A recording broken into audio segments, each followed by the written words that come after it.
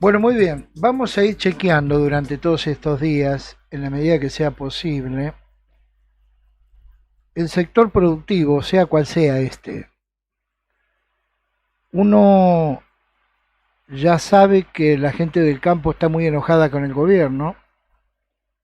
La gente del campo se siente decepcionada por Javier Milei. Argumentan que es más de lo mismo. Eh, pero aún así están liquidando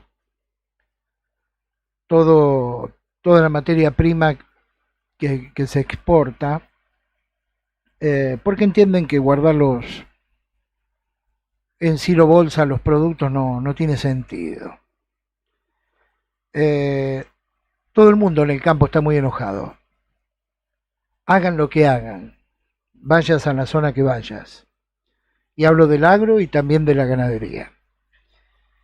Y yo quería hablar con Mariano Winograd, que es un hombre de la producción, y vaya si lo es, eh, con mucha profundidad y mucha seriedad de lo que está pasando en la Argentina. Yo comentaba al comienzo del programa de hoy, un país donde se habla solamente de negocio financiero, de la timba, donde los aludones del gobierno celebran el boom de las inversiones a la Argentina, donde las acciones que están en Wall Street, las que aumentan por las nubes son básicamente las de los bancos.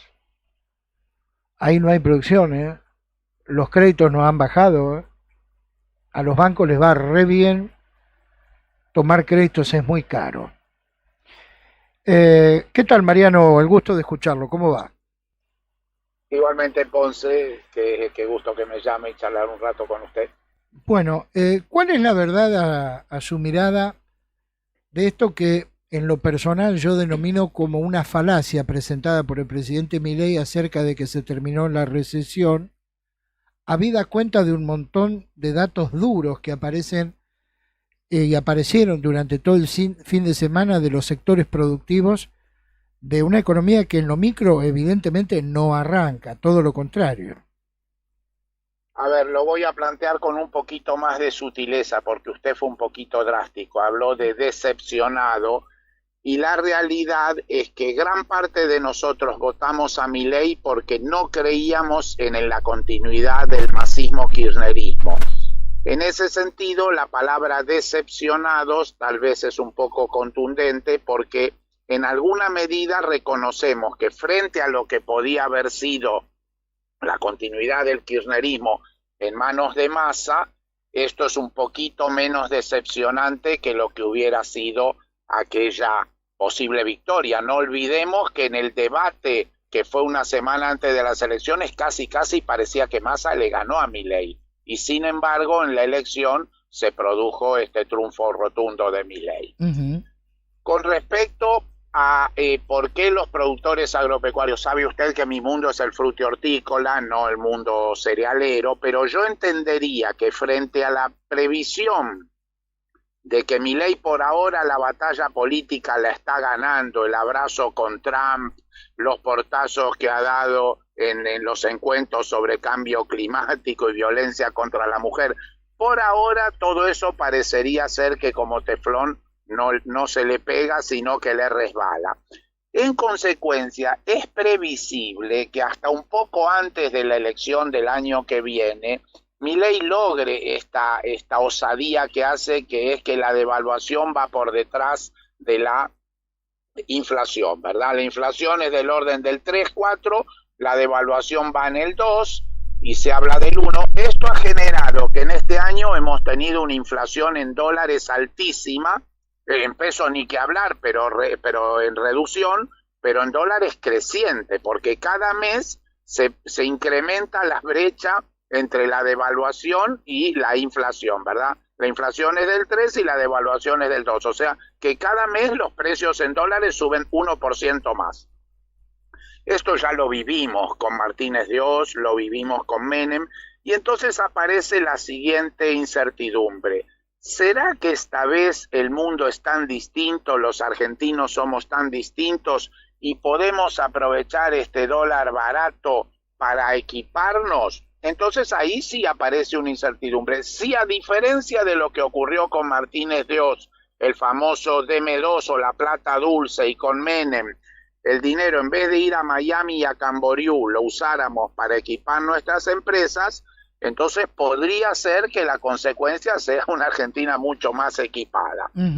Y en ese caso se le habría sacado a unos argentinos, pongámosle a los jubilados o a los productores agropecuarios, para dárselo a otros argentinos que han invertido. Bien. Si en cambio lo que sube son los bonos y las acciones en Nueva York y en un determinado momento pasa cualquier cosa y se produce una desbandada y el dólar se dispara, todo esto no habrá servido para nada, habrá servido para joder a los jubilados, a los productores.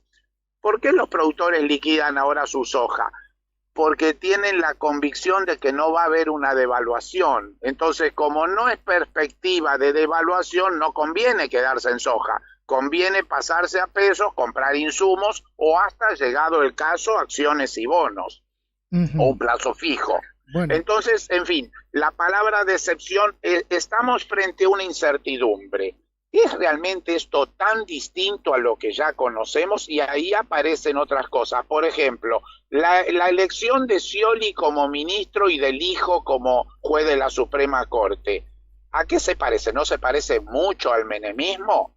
En fin, incertidumbre, interrogantes. Usted Mariano, estaba demasiado asertivo, yo un poquito más incierto. Mariano, el presidente, sí, por esto hablo de decepción, durante toda la campaña, incluso hoy, hace alusión a que de esto se sale apuntalando al sector privado. Pero hasta el momento lo único que se está apuntalando en la Argentina es el sistema financiero, la timba financiera. No, le hago una pequeña observación. Las pymes están destruidas. Los beneficios, claro, pero el beneficio para el litio, para el petróleo, para Vaca Muerta, para el cobre, eso no es financiero. Eso podríamos decir que, dice Zapata que hay una Argentina metalífera o fosilífera, que va a extraer lo que está en el subsuelo, que por algún motivo Chile y Perú lo vienen extrayendo desde siempre y nosotros no. Entonces es un poquito más sutil. Hay una cuestión financiera indudablemente, en la medida que cualquiera de nosotros toma conciencia de que si tenía $5.000 guardados en algún lugar por si las moscas, ha perdido la mitad en este año y correría el riesgo de perder la otra mitad en el año que viene, esa cultura que tuvimos durante mucho tiempo de ahorrar en dólares ha demostrado ser una muy mala lógica financiera en este año. Entonces, eso es lo que está explicando que la gente se desprenda de los dólares. Ahora, ¿se va a desprender de los dólares para comprar un televisor, para ir a Camboriú o para invertirlo en una máquina? ¿Y usted qué cree? Y en ese sentido ese sentido es complicado, porque en el mercado central yo veo que la gente tiende más a traer zanahoria de Brasil que a invertir en lo atrasadísimo que está el negocio de la zanahoria en Argentina. Ahí está el punto. Probablemente, ahí está el punto. Hay pymes que dejan de producir lo propio, suspenden al personal para importar producto. Es decir, esta historia ya la vivimos. Porque tienen conciencia de que el esfuerzo para renovar su empresa después de 40 años de atraso es tan pero tan gigante que por ahí no van a llegar a satisfacerlo. Y como no ven como el gobierno se declara libertario, liberal, no tiene ninguna propuesta de decir la Argentina va a ir para allá en materia productiva, bueno, vamos a dejar de fabricar licuadoras, pero vamos a fabricar, qué sé yo, la camioneta Toyota o Amarok, que de hecho la Toyota se instaló en Argentina para fabricar la camioneta en un acuerdo con el sindicato y desplazamos a una propuesta que tenía Toyota Tailandia para fabricar la Hilux en Tailandia. Eso es lo que no le vemos al gobierno y por eso empiezan a aparecer algunas tímidas voces disidentes. Por ejemplo, el mismísimo de Pablo, que se reúne todas las semanas en Olivos con Milei para oír ópera, advirtió ya 2 o 3 veces en la última semana que el encarecimiento de la Argentina en dólares es algo gravísimo y que las dirigencias empresarias no lo están advirtiendo con suficiente contundencia. Y podemos decir que, en fin, aparece, por ejemplo, Paul Troni. Paul Troni es un líder provincial de Formosa que contribuyó al triunfo de Milei en las provincias, porque el triunfo de Milei no fue solamente en capital y conurbano, Ninguna fue en duda. todas las provincias. Entonces, esta gente advierte, el libertarismo a la violeta de Milei probablemente para ser sustentable se tiene que convertir en un liberal desarrollismo.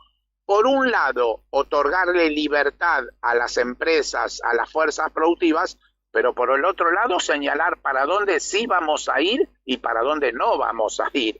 Entonces lo del RIGI en combinación con el cepo y las retenciones es muy elocuente. ¿Por qué a las mineras del litio le damos beneficios y a los productores les quitamos el 30% mediante retenciones? Ya pasó un año, ya no, porque antes el kirchnerismo durante 20 años le echó la culpa de todo lo que había pasado a Videla y a Menem, ¿verdad? Con ese sonsonete, con esa falacia, nos esquilmaron durante 20 años. Bueno, ahora no le podemos seguir echando la culpa a Massa o a Cristina de lo que está pasando. Ahora ya es tiempo de hacer los cambios. Por eso le digo, el campo está muy caliente como una pipa y está reclamando cambios. Ahora, ¿qué hay de la micro? ¿Qué cree usted? ¿Qué hay de la micro? ¿Qué cree usted? Es que es cierto que un fin de año y un 2025 de micro. Pero piense lo siguiente, somos un país muy peculiar que tiene 400.000 millones de dólares en la azucarera, un producto bruto entero.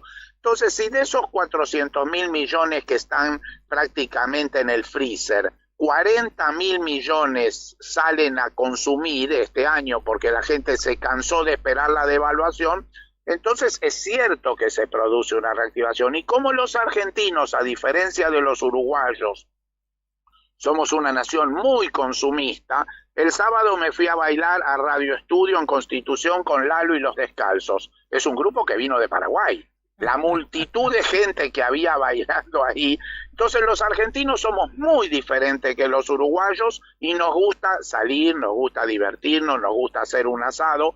Entonces toda esa masa que en algún caso puede estar funcionando a partir de expensa, porque si los argentinos tenemos 400.000 millones de dólares guardados en la azucarera, quiere decir que hasta el hogar más humilde tiene $100 y otros tienen 100 millones. Entonces, esos $100 es probable que la gente dice, yo estaba guardando estos dólares pensando que venía una devaluación, pero ya veo que no.